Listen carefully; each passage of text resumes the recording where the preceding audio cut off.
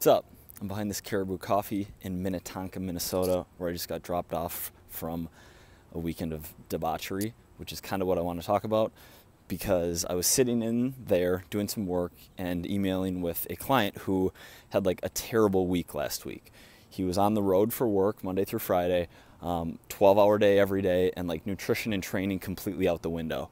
And this is a turning point because for so many people, it is the loss of momentum and like the loss of not habits, but it's breaking the chain of progress that throws them off and is the reason that they aren't where they want to be. And I'm a prime example of that right now. So like what happens is there's a perfectionistic mindset, and when you're doing really well and when you're getting pretty close and when you're not missing workouts for 3, 4, 5, 6 weeks, and then you have a wedding weekend, a vacation weekend, like, or even an instance where you binged, like you were super hungry at night and you were laying in bed and you're like, F it, and you go down and you crush a box of cereal or a gallon of ice cream or whatever the case is.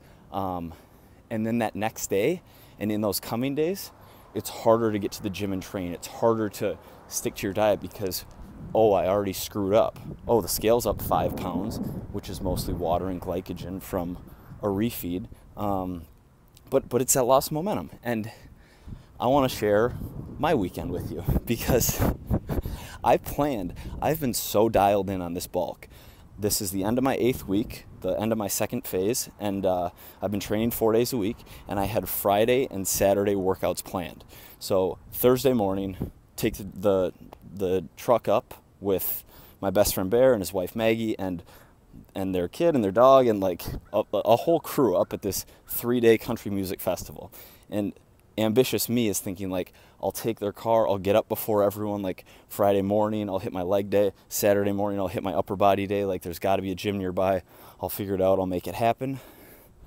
No, not only did I miss both workouts and get like atrocious sunburn, I don't know if you can tell, which I'm really like pissed at myself because I hate getting sunburn. I just feel like I'm giving myself cancer and dying, so I'm really upset about that. But I day drank and night drank every single night. I was crushing these like gross Mike's Hard Lemonade mangoes at this concert, 40 grams of sugar each. I wasn't even close on protein. I was probably at like max 100 grams of protein a day for 3 days.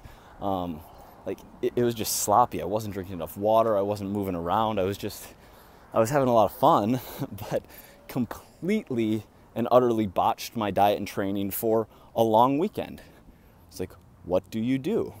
Like in the past, I have felt really bad in this situation. I felt very demotivated and I felt very like, I don't want to go to the gym. I know this week's going to suck. I know I'm going to be weaker this week after like treating my body like shit and missing training. Like they're just not going to be good workouts. I'm going to be gassed and I'm actually going to be weaker. I'm not going to be able to progress on strength. And that sucks. But like, it's one weekend. It's going to be like 2 weeks of sacrificed progress over the course of my life. That is literally absolutely nothing.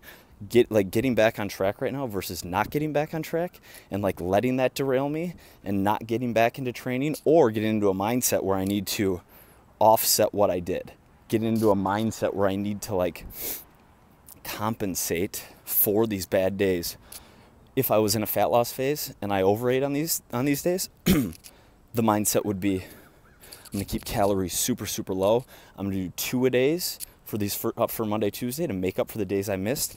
I'm going to do extra cardio. Like, it's just, that isn't how the game works. It's put it behind you and get back on track. Because trying to overcompensate, not only is it ineffective in that doing double the workouts and really hacking your calories isn't going to be productive. It isn't going to make things equal. It's also going to be very difficult to adhere to that hard of a bounce back on these first couple days. So it was great. It was a lot of fun. I personally don't do that a lot. And even when I do, I usually, like if I tell myself I'm going to hit my Friday and Saturday workouts, I usually hit them. I usually don't wake up and like start day drinking Bud Light Limes and go out on the lake. But I did, and it was fun. And now, Sunday, I'm back. I'm going to pull it together. I'm not going to like let this be like, oh, it's Sunday. I'll like finish the weekend off and like go eat some shit over here. And like, I'm going to keep my diet tight tonight.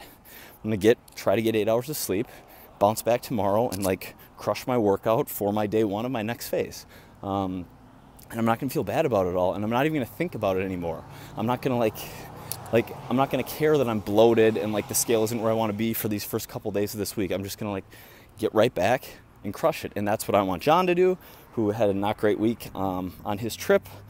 And that's what I want everyone to do in these situations. Like, realize that by stressing over it and by letting it negatively impact you going forward, you're doing so much more damage than you would if you just accept it.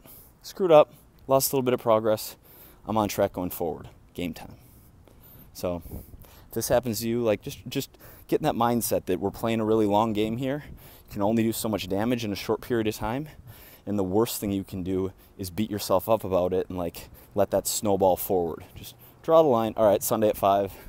It's time to dial in. Let's get it. All right, thanks for watching. See ya.